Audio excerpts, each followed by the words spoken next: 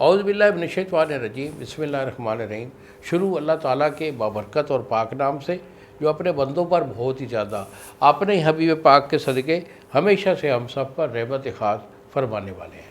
گزشتہ ساتھ حکیم بابا سیف اللہ کی طرف سے میرے تمام دوستوں کو السلام علیکم ورحمۃ اللہ وبرکاتہ۔ جی تو دوستو، آج میں آپ دوستوں کو سورۃ انزال کے متعلق بتانا چاہوں گا۔ سورۃ انزال کیا ہے؟ سورۃ انزال کے مطلب ہے کہ ٹائمنگ کا نہ ہونا۔ ایک سیدھی سی بات ہے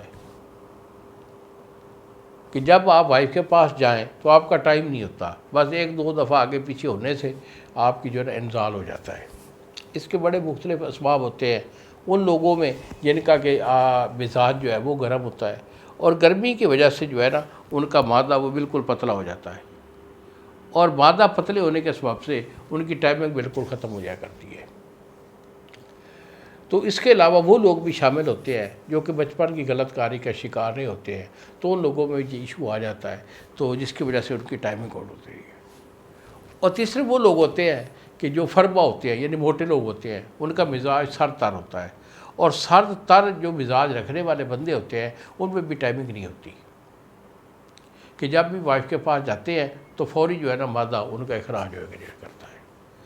تو کوئی بھی ایشو ہو تو ایشو کو سمجھتے ہوئے ہی اس کا علاج جو ہے وہ دیا جاتا ہے۔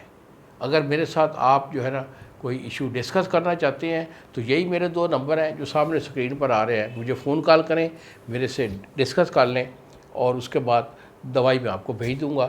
TCS والا 2 دن میں آپ کو ڈیلیور کرے گا۔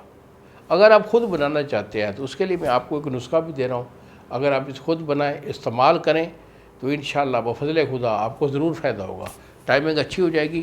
اور اس نسخے میں آپ لکھنا چاہیں گے تو اس پہ سالہ مصری، بیٹا سالہ مصری آپ کی 5 تولے ہے، اور دوسرا آپ کا ہوگا سال پنجہ، یہ آپ کا 5 تولے ہے، گوند کتیرہ یہ 5 تولے ہے، اکر کرا یہ آپ کا 2 تولے ہے، اور کوزہ مصری یہ آپ کی 10 تولے ہے۔ یہ جو جملہ دویہ ہے ان کا خالص ہونا بڑا ضروری ہے، کیونکہ یہاں پاکستان میں 2 نمبر چیزیں جو ہیں یہ جو لالچی دکاندار ہوتے ہیں یہ بیچ رہے ہوتے ہیں۔ آپ ذرا اگر اس شغل سے واقف ہیں تو پھر اسے خوب ضرور بنائیے، ورنہ میرے سے منگوا لیں۔